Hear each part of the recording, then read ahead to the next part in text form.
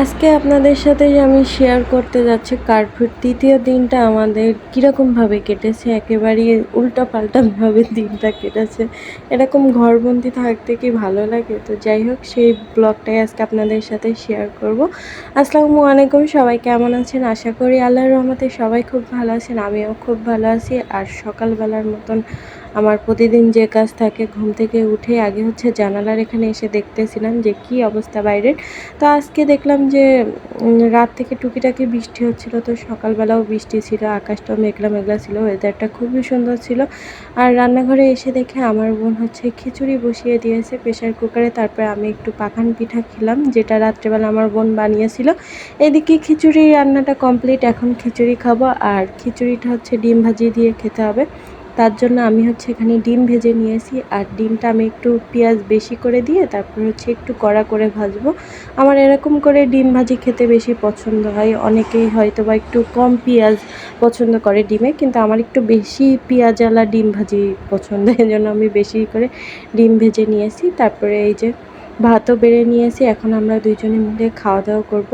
তারপরে রাত্রিবেলা একটু দুধ গরম করে আমার বোন রেখে দিয়েছিল, কিন্তু ফ্রিজে তুলতে আমাদের মনে ছিল না, এজন্য আমি আবার দুধটা গরম দিয়েছি। তারপরে আবার ঠান্ডা করে ফ্রিজে উঠায় রাখতে হবে। তো খাওয়া শেষ করে আমি লম্বা একটা ঘুম দিয়েছি। আর দুপুরবেলা 1টার দিকে আমরা রান্না করতে আসছি। আর এখানে আমার বোন মুরগি, মাছ, তারপর মশলাপাতি সব কিছু আগে থেকে বাইরে বের করে রাখছিল। তো আমি ভাবলাম আগে আলুটা ভেজে নিই। তো এখানে লবণ হলুদ দিয়ে আমি আগে মাংসের জন্য আলুটা ভেজে নিতেছি। তারপরে মাছটাকে সুন্দর করে ধুয়ে নিয়েছি, এখন মাছটাকে লবণ হলুদ দিয়ে মাখিয়ে নিব। আর আমি মুরগিটা কাটতে পারি না, এজন্য আমি মুরগিটা ধরিয়ে নিই। আমি ভাবতেছিলাম যে আমার বোন এসে তারপরে মুরগি কেটে দিবে। আমি মুরগি কাটতে পারি না বলাটা ভুল হবে, আমি মুরগি কাটতে পারি, কিন্তু ঠিকঠাক মতন করে পারি না। দেখা যায় যে মাংস একদিকে আর হাড্ডি একদিকে, এরকমই হয়। তো যাই হোক, এদিকে মাংসের আলুটা ভেজে নেওয়া কমপ্লিট হয়েছে। এখন আলুটা তুলে নিয়ে আমি ফ্রাই প্যানে তেল দিয়ে ভালোভাবে গরম করে তারপরে মাছটা ভেজে নিব। আমার মাছ ভাজা দেখলে আপনারা মনে করবেন যেন আমি রান্নাবান্না কিছুই পারি না। আসলে কেউ যদি আমাকে ফার্স্ট টাইম দেখে মনে করবে যেন আমি রান্নাবান্না করতে পারি না, কিন্তু আল্লাহর রহমতে বেশ ভালোই রান্নাবান্না করতে পারি। এই যে দেখেন, মাছ তেলে দেওয়ার সাথে সাথে তেল ছিটকাচ্ছিল, এই ভয়টা আমি চামচে করে তারপরে মাছ তেলের ভিতরে দিতেছিলাম। এই আমার নিত্যদিনের কাজ আর কি। তো হঠাৎ করে দেখতেছি বাইরে পুরা আকাশটা মেঘে ঢেকে গিয়েছে, আর চারিদিক পুরা অন্ধকার হয়ে গিয়েছিল। এজন্য আমি আবার লাইট জ্বালিয়ে নিয়েছিলাম, নাহলে রান্নাঘরে অন্ধকারে কিছু দেখা যাচ্ছে না। এই যে দেখেন, আবার অলরেডি কিন্তু বৃষ্টি শুরুও হয়েছে। আজকে সকাল থেকেই বৃষ্টি হয়েই যাচ্ছে, একটু মাঝে মাঝে থামতেছে, আবার বৃষ্টি শুরু হচ্ছিল। তো এখানে মাছগুলো খুব ভালোভাবে আমি একটু কড়া করে ভেজে নিয়েছি। আর এরকম করে কড়া করে ভাজা দেখলেই আমার বোন বলে, একেবারে মাছগুলো ভেজে তুমি খড়ি করে ফেলেছো। কারণ তার এত মাছ বেশি ভাজা পছন্দ না, সে একটু হালকা মাছ ভাজা পছন্দ করে। যাই হোক, এখন তাড়াতাড়ি করে মাংসটা রান্না করে নিচ্ছে আমার বোন। আর আজকে সেই মাংস রান্না করতে যাচ্ছে, তো ভাবলাম যে আপনাদের সাথে শেয়ার করি আমার বোন কিভাবে রান্না করে। তো প্রথমে এখানে কড়াইতে তেল দিয়ে নিয়েছে, তারপরে এখানে তেজপাতা, লবঙ্গ আর গরম মশলা দিয়ে নিয়েছে। এটাকে ভালোভাবে একটু ভেজে নেওয়ার পরে এখানে শুকনো মরিচ বাটা দিয়ে নিয়েছে। আমার বোন বলে শুকনো মরিচ নাকি আগে যদি দেওয়া হয়, তেলে একটু ভেজে নেওয়া হয়, তাহলে নাকি তরকারির কালারটা খুব সুন্দর আসে, মানে মাংসের কালারটা। আমি এটা জানতাম না, আমি ফার্স্ট টাইম শুনলাম। তো এখানে ও শুকনো মরিচ বাটা দিয়ে নিয়েছে। এখন এই শুকনো মরিচটাকে একটু ভালোভাবে ভেজে নিতে হবে।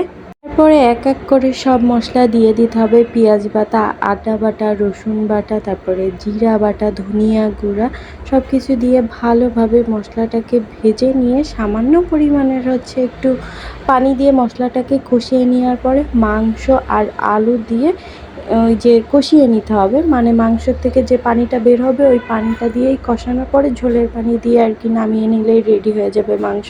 আর এই কারফিউর প্রথম 2টা দিন তো কোনো রকম কেটেছে, আর আজকে তৃতীয় দিন কি যে পরিমাণে অসহ্য লাগতেছিল, খুবই বিরক্ত লাগতেছিল।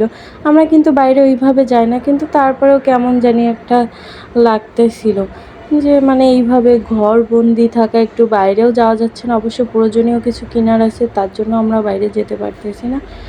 আবার বাইরে দেখেন কি পরিমাণের বৃষ্টি নেমেছে, চারিদিকে ধোয়া ধোয়া হয়ে গিয়েছে মনে হচ্ছিল।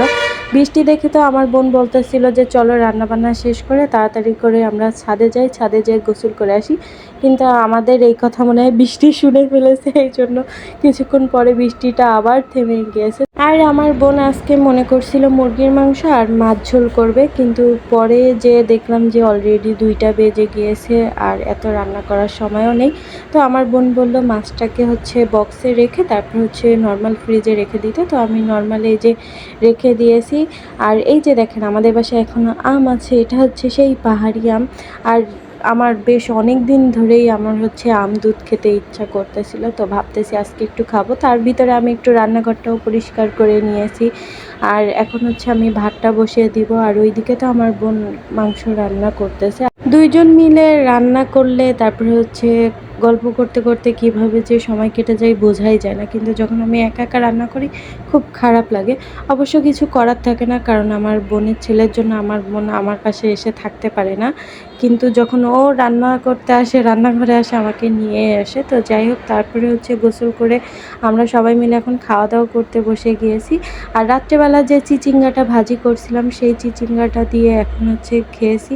আর মাংস তো ছিল। তারপরে আমার হঠাৎ করে ওই যে আম দুধ খুবই খেতে ইচ্ছা করতেছিল, পেটে কিন্তু জায়গা ছিল না, তারপরে খুবই খেতে ইচ্ছা করতেছিল। তো ভাবলাম যে একটু আম দুধ দিয়ে খেয়েই নিই। তো তারপরে আমি একটু আম দুধ দিয়ে ভাত খেয়ে লম্বা একটা ঘুম দিয়ে সন্ধ্যাবেলা উঠছি। ওঠার পরে আমার হাজব্যান্ড বললো যে একটু চা খাবে, আর আমার তো দুধ চা বেশি পছন্দ, তো ভাবলাম যে একটু দুধ চা বানাই। তো এখানে হচ্ছে গরম মশলা, তারপর হচ্ছে তেজপাতা, আদা সুন্দর করে হচ্ছে একটু থেতো করে নিয়ে আমি হচ্ছে পানির ভিতরে আর কি দিয়ে দিয়েছি। তারপর হচ্ছে এখানে গুঁড়ো দুধ দিয়ে চায়ের পাতি দিয়ে আর কি নামিয়ে নিলেই রেডি হয়ে যাবে চা। আর এটা কিন্তু খেতে খুবই মজার হয়।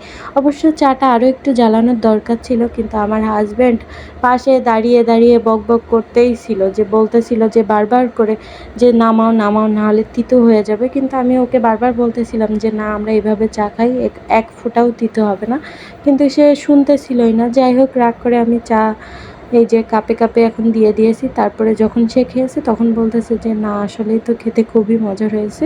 তো পরে সে নিজেই বলতেছিল আর একটু জ্বালালে মনে হয় আরও বেশি মজা হতো।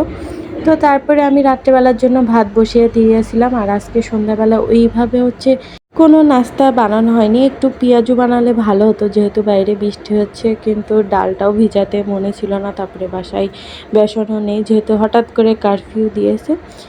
আবার ওই যে দুপুরবেলা খাওয়া দাওয়া করে ঘুমাই গিয়েছিলাম, ঘুম থেকে উঠতে একটু দেরি হয়েছে। আর সন্ধ্যাবেলার দিকে দেখবেন যে ঘুম থেকে উঠলে কিন্তু কেমন জানি একটা লাগে, তো খুব একটু অসহ্য লাগতেছিল। তো এই জন্য আর কি শুধু চাই খাওয়া হয়েছে, তারপরে আর কি ভাত খাওয়া দাওয়া করেছি। এখন হচ্ছে সব শেষে থাকে ঘুমানোর পর্ব, তো এখন ঘুমাতে যাব। আর বাইরে দেখেন কি সুন্দর বৃষ্টি হচ্ছে, খুব সুন্দর ওয়েদার। আর বৃষ্টি হলে কিন্তু ঘুমটা খুবই ভালো হয়, তো রাত্রেবেলার ঘুমটা খুবই সুন্দর হবে। তো আজকের ভিডিওটা এই পর্যন্তই। সবাই ভালো থাকবেন, আর অবশ্যই কিন্তু আপনারা কমেন্ট করে জানাবেন ভিডিওটা কেমন হয়েছে। আল্লাহ হাফেজ।